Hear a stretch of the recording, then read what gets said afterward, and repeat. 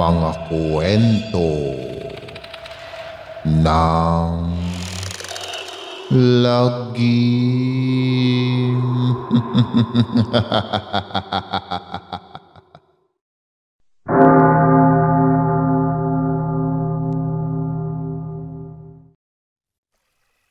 Dahil nagsawa na ang mga manonood sa taong gubat, kaya't ilalantad na niya na ito ay hindi lang basta taong gubat, kundi isang tunay na aswang.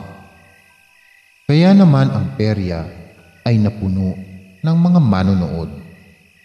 Sinabihan ni Damian si Rona na ihanda ang mga bihag para sa gagawin nitong palabas. Si Rona naman nang lumabas ang ama sa kubol ay natatarantang hinanap ang kinalalagyan ng mga susi nito. Sa pagkakaalam niya, ito ay nasa loob ng maliit na music box na lagi nitong pinapatugtog sa tuwing bago matulog. Natuwa siya nang makita ang hinahanap. Biglang bumalik ang ama sa kubol at sa pagkagulat ay nabitawan ni Rona ang music box. Nahulog ito sa sahig at nalaglag sa paanan niya ang mga susing laman nito. Nag-init ang ulo ni Damian sa nakita na buking niya ang binabalak ng anak. Kaya naman agad niyang kinuha ang latigo at muli itong sinaktan. Sa sobrang galit ay naisiwalat ni Damian ang katotohanan kay Rona na ito ay tulad din ng ina na gagawin ang lahat para sa isang lalaki. Sinabihan ni Damian na ang nanay ng dalaga ay umibig sa isang lalaki habang sila ay nagsasama pa. Si Rona ang naging bunga ng pagtataksil nito. Kaya gumawa siya ng paraan para madala niya ang magkalabuyo sa balwarte ng mga aswang upang ipalapa ang mga ito roon.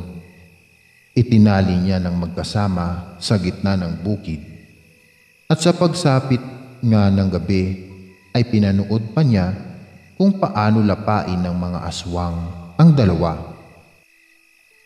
Binuhay niya si Rona upang magkaroon siya ng katuwang sa perya, kasabay ng pang-aalipin at pagmamalupit niya rito bilang parusa sa kasalanan sa kanya ng mga magulang nito.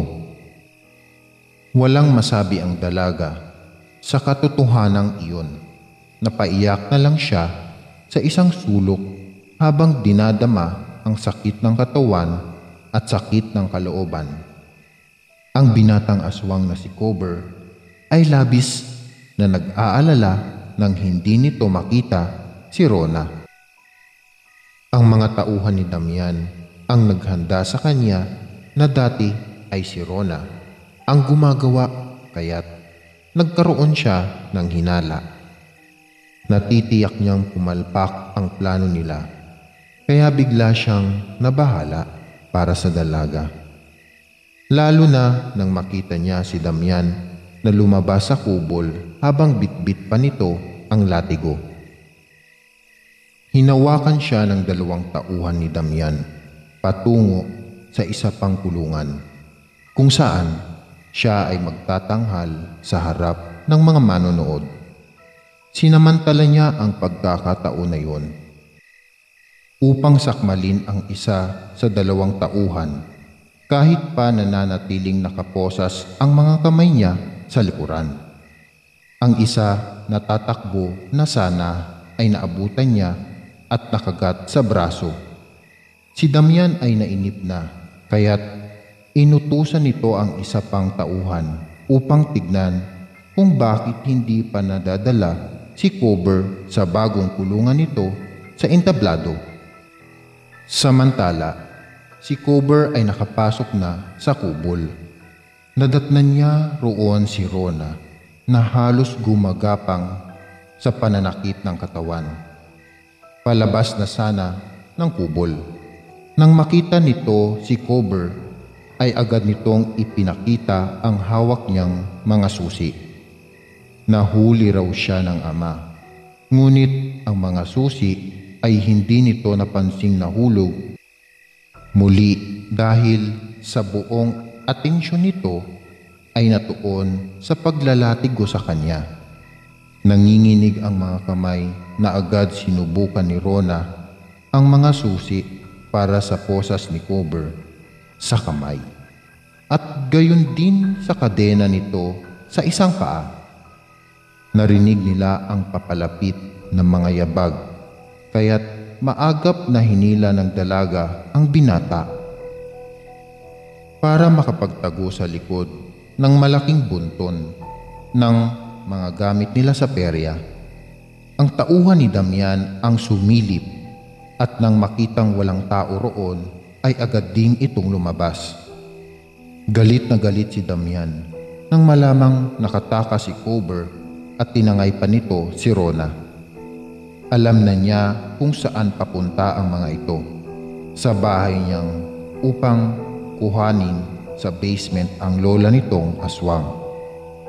Agad niyang tinawagan ang tauhan na bantayang mabuti ang matandang aswang at huwag hahayaang makapasok doon sina Cobber at Rona.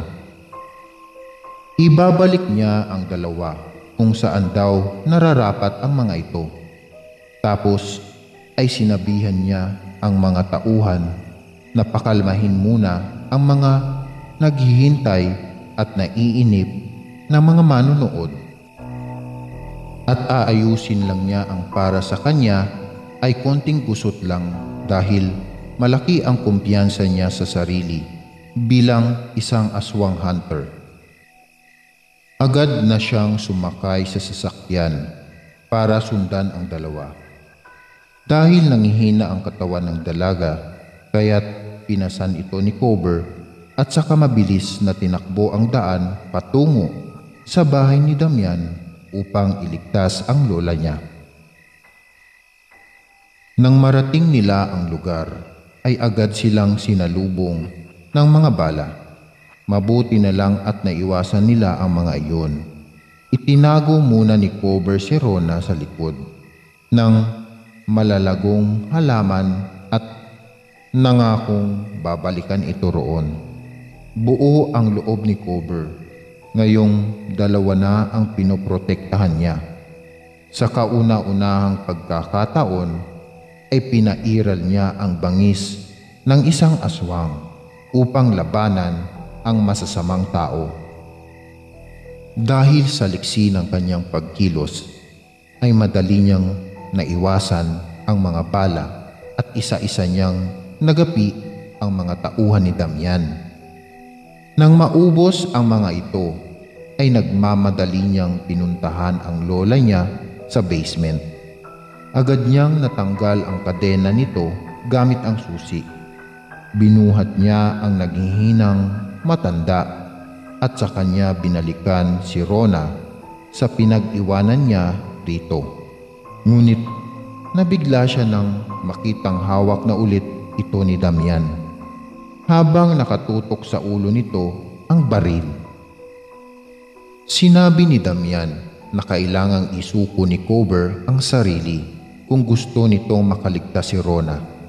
Dala na nag-uumapaw na galit, ang pambihirang lakas na taglay ng isang aswang ay nagising sa dugo ni Cobber at agad dumaloy sa kanyang katawan.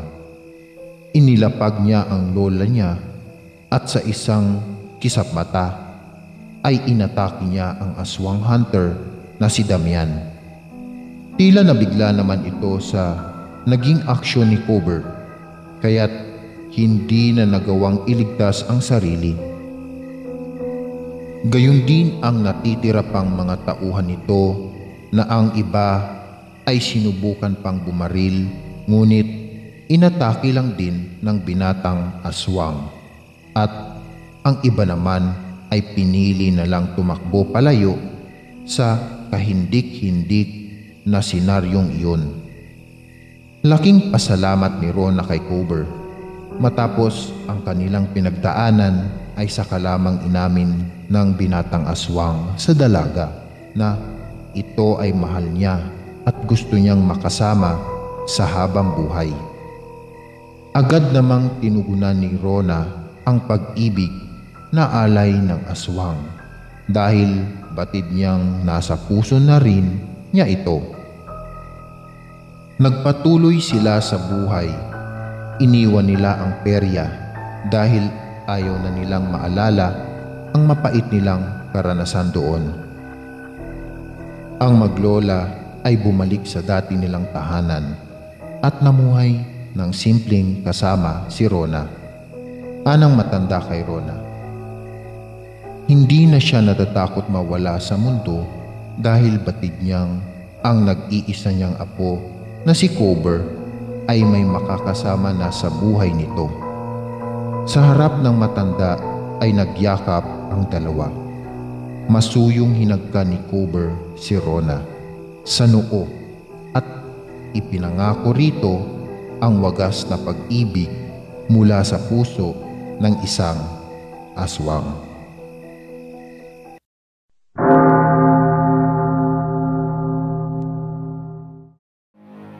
Maraming salamat mga giliw naming tagapakinig.